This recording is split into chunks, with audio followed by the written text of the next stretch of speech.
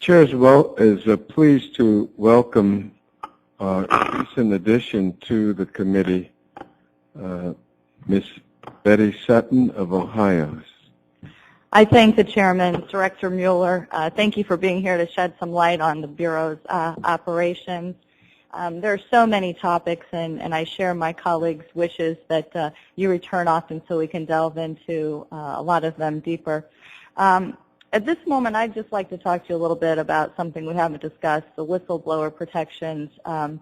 We've had some problems in the Bureau, and actually they reflect upon some of the facets, the consequences that Mr. Delahunt, the distinguished gentleman, points out, and it emphasizes the importance that we have proper whistleblower protection, not just because governmental employees need to have that safeguard, but it's also a matter of ensuring that that our national security and the integrity of the agency is intact.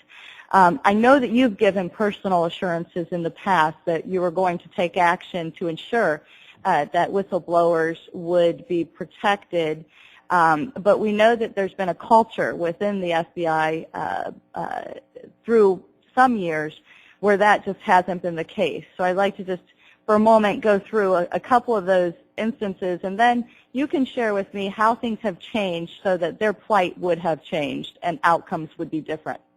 In 2001, Colleen Rowley claimed that she was blocked at every turn from pursuing her concerns about 911 co-conspirator Musawi. In a statement you issued in response to that case, you stated that there's no room for the types of problems and attitudes that could inhibit our efforts. In 2002, you're familiar with John Roberts' case. He blew the whistle on several senior FBI officials, all of whom were subsequently promoted, and some of whom received bonuses. And, of course, the Inspector General subsequently issued a report endorsing John Roberts' findings of wrongdoing within the agency and concluded that the FBI suffered and still suffers from a strong perception that a double standard exists within the FBI with regard to the treatment of senior officials versus lower-level employees. And, of course, he was humiliated because of coming forward with evidence of wrongdoing.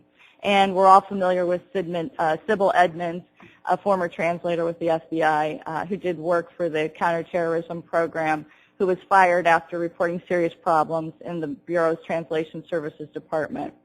And, of course, when she sought recourse, she was completely blocked after the Bureau invoked the state secrets privilege.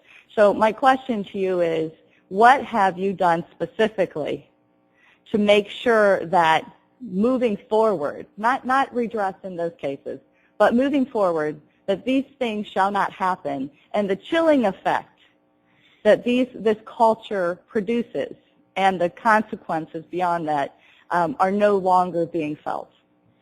Well, initially I had a outside panel come in and look at how we were handling OPR, how we were handling our response to incidents of misconduct, including those that would be set out by whistleblowers, and we have changed our procedures. One of every year, at least every year, I've set out statements about I put up with retaliation for persons who bring to our attention that which should be brought to our attention. Whenever that occurs, it is immediately referred to the Inspector General, so the Inspector General can do an independent investigation. And I have followed the recommendations of the Inspector General as to what steps should be taken when retaliation has been found. Retaliation for those who bring to our attention those matters that should be brought to our attention. Well, could you be more specific in the changes that have been implemented? I can get back to you in specifically, but I think the biggest change is the ability and putting in place the mechanisms to assure an independent investigation of allegations of retaliation for whistleblower activities, and our willingness to follow up immediately with the results of the independent investigation which has been done by the Inspector General. Okay, Director, but let's say that fails. and we have a situation where, like Sibel Edmonds, how does her plight change? How does she deal with the invocation of the state secrets privilege? How does she have any recourse? Well, I can't get into the rationale behind asserting the state secrets privilege in that particular case. It's a matter that was sealed by the court.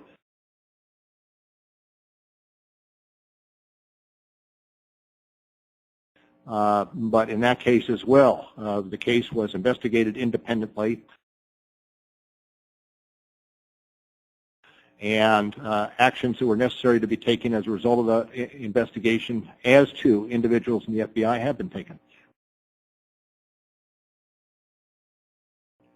Mr. Chairman, if I just may, but with respect to somebody facing the same situation, they would face the same outcome. Is that correct? It depends on the circumstances of the case.